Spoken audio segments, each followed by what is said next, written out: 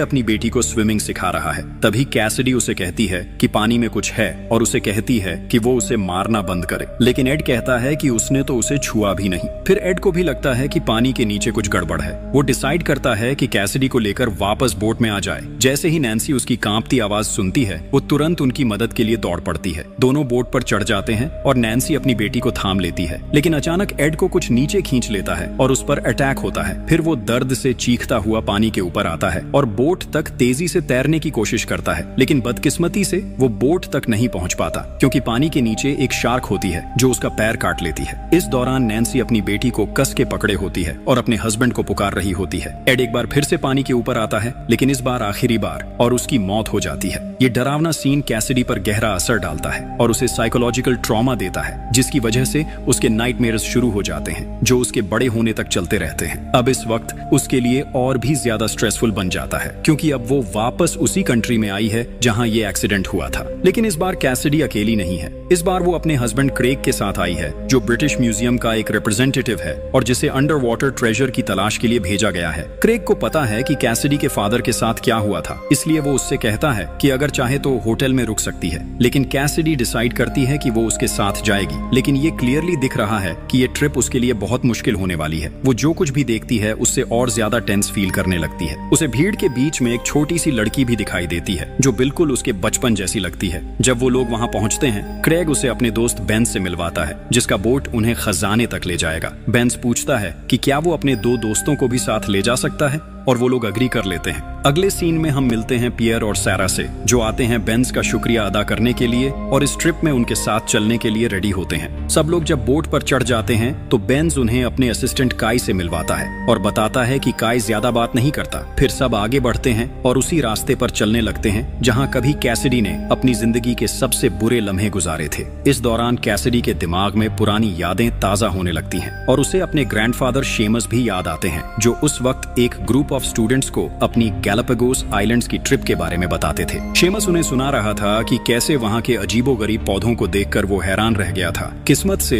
जब वो अपना हाथ एक अजीब पौधे की तरफ बढ़ा रहा था, तब कैप्टन उसके साथ था और कैप्टन ने तुरंत उसका हाथ पकड़ लिया और समझाया कि वो एक जहरीला पौधा था। शेमस इस कहानी के जरिए स्टूडेंट्स को ये सीख देना चाहता था कि चाहे जरूरत लगे या न लगे, हमेशा सावधान रहना चाहिए, क्योंकि ये सावधानी किसी दिन उनकी जान बचा सकती है। उसी वक्त जॉर्डन अपनी बोट में अकेला था। कोई उसे वार्न करता है। वो कहता है एक और बोट काफी करीब है। यहाँ से हमें पता चलता है कि वो लोग उस डूबी हुई शिप को ढूंढ रहे हैं। उस शिप में ड्रग्स थे। जब वो लोग जॉर्डन की बोट को देखते हैं तो जॉर्डन बिल्कुल पैनिक नहीं करता, क्योंकि वो खुद भी एक क्रिमिनल है। उसकी गैंग के पास उन पायरेट्स से ज्यादा पावरफुल वेपन्स हैं। कुछ सेकंड्स में ही जॉर्डन और उसकी गैंग उन डेंजरस पायरेट्स का काम तमाम कर देते हैं। जब वो पायरेट्स की सेल बोट को सर्च करते हैं तो बॉडीज को समंदर में फेंक देते हैं। वो उनके वेपन्स लूट लेते हैं। जैसे ही खून समंदर में फैलता है, हमें पता है शार्क्स जब खून की स्मेल लेती हैं तो क्या होता है। लेकिन इन सब के बीच जो चीज उनका ध्यान खींचती है वो होती है एक ट्रैकिंग डिवाइस, जो एक प्लास्टिक बैग में लपेटा हुआ मिलता है। दूसरी तरफ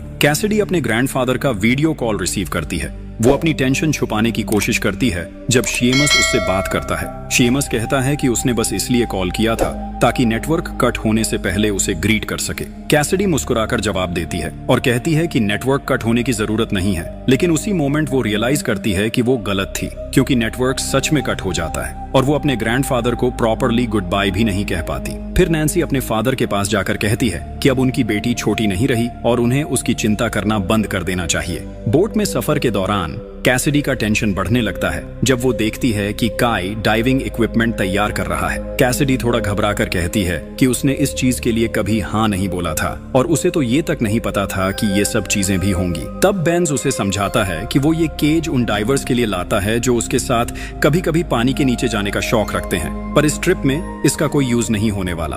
कैसिडी अपने रिएक्शन के लिए एम्बैरेस्ड फील करती है और तुरंत माफी मांग लेती है। यहाँ से हमें पता चलता है कि कैसिडी होटल में रुकना नहीं चाहती थी, क्योंकि उसके ग्रैंडफादर ने उसे ये सिखाया था कि हमेशा अपने डर का सामना करो और कभी भी किसी डर को अपने ऊपर हावी मत होने दो। वो केज इंसिडेंट साबित करता है कि कैसिडी के अंदर का डर अभी तक पूरी तरह खत्म नहीं हुआ है, लेकिन थोड़ी देर बाद वो अपने डर को पार कर लेती है और क्रेग को बताती है कि वो भी उसके साथ डाइव करेगी। उसकी बात सुनकर क्रेग पहले तो हैरान होता है, लेकिन फिर उसका चेहरा खुशी से चमक उठता है। इसी वक्त दूसरी तरफ जॉर्डन और उसके लोग ट्रैकिंग डिवाइस के सिग्नल के पास पहुंच जाते हैं। उनकी कैलकुलेशंस के हिसाब से पानी के नीचे तकरीबन 80 किलो ड्रग्स छुपी हुई हैं और अब वो किसी का नीचे जाकर उन्हें निकालने का इंतजार कर रहे हैं। उधर कैसिडी अपना डाइविंग गियर प्रिपेयर कर रही होती है और सोच रही होती है कि बेंज उनके साथ नीचे नहीं जाएगा। बेंज उसे एक्सप्लेन करता है कि वो पहले कई बार ऐसा कर चुका है, लेकिन अब सिर्फ अपनी जगह बोट पर रुककर सब कुछ ऊपर से देखेगा।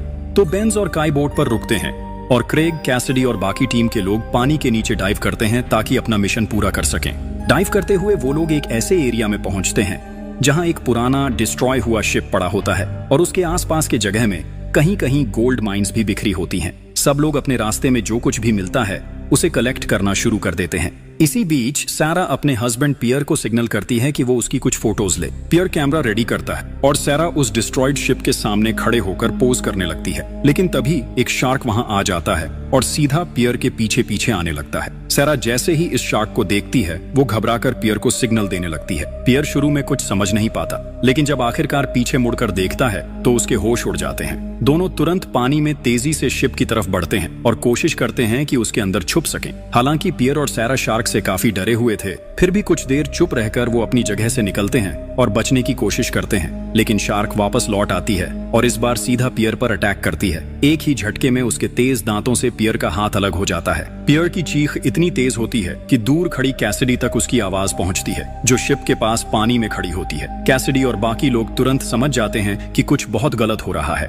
वो सिग्नल करते हैं बेंज और काई को और सब तेजी से उस तरफ दौड़ते हैं। मुश्किल से वो सारा और पियर को पानी से बाहर निकालते हैं, लेकिन तब तक पियर का खून पानी में फैल चुका होता है और शार्क एक बार फिर उनका पीछा करने लगती है। जैसे ही सारा पानी के ऊपर आती है वो चीख कर चिल्लाती है, यहाँ शार्क है। क्रेग मुश्किल से पियर को बोट तक ले जाता है। लड़कियां जितनी तेजी से हो सके तैरने लगती हैं। तभी क्रेग देखता है शार्क सिर्फ 1 मीटर दूर थी, वो कैसिडी के पास थी। वो बिना सोचे कैसिडी को बाहर निकालने में मदद करता है। शार्क क्रेग पर भी अटैक करने वाली थी, लेकिन सब आखिरी वक्त पर बच निकलते हैं। पियर की हालत काफी सीरियस होती है, सबके चेहरे पर टेंशन साफ दिखती है। बेंज जब शार्क का साइज देखता है वो घबरा जाता है, लेकिन काई शांत आवाज में कहता है यहाँ ये नॉर्मल है। इस बीच काई बेंज को एक दूसरी बोट दिखाता है। वो उनकी बोट से काफी बड़ी और पावरफुल लगती है। वो लोग तुरंत उस बोट की तरफ बढ़ते हैं, उम्मीद में कि कैप्टन उनकी मदद करेगा। वो पियर को हॉस्पिटल जल्दी पहुंचा पाएंगे। बेंज अपनी बोट का रास्ता बनाते हुए उनके पास ले जाता है। वो कैप्टन से मदद मांगता है। जैसे ही वो करीब पहुंचते हैं पता चलता है ये बोट जॉर्डन की है। बेंज उसे सारी सिचुएशन बताता है। वो रिक्वेस्ट करता है जॉर्डन खुद ऊपर आए। यहाँ जॉर्डन अपना मौका देखता है। वो एक डरावने चेहरे वाले आदमी को इंट्रोड्यूस करता है। उसका नाम है अपैची। उसके साथ हैं चकी और चेस। जब जॉर्डन और उसके लोग पियर की हालत देखते हैं वो डर जाते हैं। जॉर्डन उन्हें बताता है इस समंदर में एक बड़ी व्हाइट शार्क थी। अब तक किसी ने उसका माइग्रेशन पैटर्न नहीं समझा। फिर वो अपने गले की चेन दिखाता है। वो कहता है उसकी जिंदगी शार्क से टकरा चुकी है, ये सबूत है, मैं उस मृत्यु से बचा था। लड़कियां समझ नहीं पाई पियर के हाथ का इससे कनेक्शन क्या है, इसलिए उन्होंने तुरंत एक्शन लेने का डिसाइड किया। यहाँ सबको क्लियर हुआ पियर ज्यादा देर जिंदा नहीं रहेगा, इसलिए उसने कोशिश की जॉर्डन को आगे बढ़ने दिया ताकि देखा जाए वो क्या करेंगे, लेकिन इससे जॉर्डन को शक होने लगता है। जब जॉर्डन देखता है बेंज और ग्रेग उसे जाने देने को तैयार हैं, वो अपनी आवाज का लहजा बदल लेता है। वो पूछता है क्या उन्होंने समंदर में कुछ अजीब देखा है? ग्रेग तुरंत जवाब देता है नहीं। वो कहता है उनका जॉर्डन के काम से कोई लेना देना नहीं है, वो इंटरफियर करने का सोच भी नहीं रहे। जॉर्डन फिर भी शक करता है। वो अपने आदमियों को बुलाकर कहता है सबको समंदर में फेंक दो, क्योंकि जॉर्डन के डाइवर्स अब तक वापस नहीं आए थे।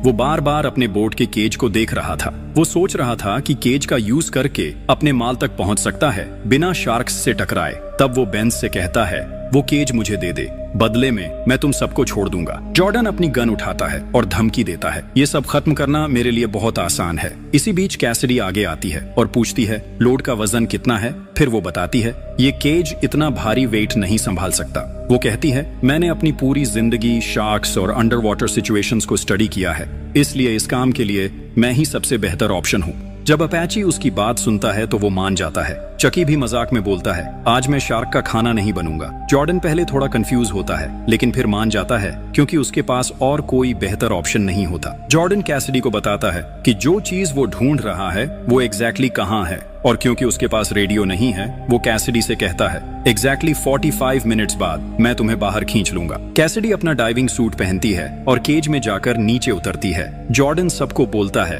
उसे और नीचे ले जाओ। कैसिडी उसी मोमेंट पर अपने ग्रैंडफादर के शब्दों को याद करती है हिम्मत के बारे में, और फिर वो खुद को और नीचे जाने देती है। जैसे ही केज समुंदर के ग्राउंड तक पहुंचता है, एक बड़ा शार्क उसके सामने आ जाता है। फिर दूसरा शार्क भी आकर घूमने लगता है। दोनों शार्क्स कैसिडी के आसपास चक्कर मारते हैं, तो कैसिडी वहीं रुक जाती है, इंतजार करती है जब तक वो थक कर दूर नहीं चले जाते। जैसे ही शार्क्स वहां से दूर होते हैं, कैसिडी बाहर निकलने का फैसला करती है। इसी बीच बोट पर क्रेग चुपके से अपने पास रखे हुए गोल्ड कॉइन्स काई को दे देता है, बिना किसी के नोटिस की। क्रेग काई से कहता है कि वो गोल्ड कॉइन्स को छुपा कर रखे। तभी अचानक चकी चिल्ला पड़ता है और सबको पानी में शार्क्स की तरफ इशारा करता है। सब लोग हैरान रह जाते हैं जब वो शार्क्स का साइज देखते हैं, लेकिन जॉर्डन अपनी मिशन रोकने से इनकार कर देता है और कहता है कि कैसिडी तभी वापस आएगी जब वो उसके काम की चीज ढूंढ लेगी। क्रेग को जॉर्डन का ये रूप बहुत गुस्सा दिलाता है और वो जॉर्डन से कहता है कि वो एक सेल्फिश आदमी है। जॉर्डन मुस्कुराता है और कहता है, बिल्कुल सही कहा, मैं वैसे ही एक गंदा एग्जाम्पल हूँ।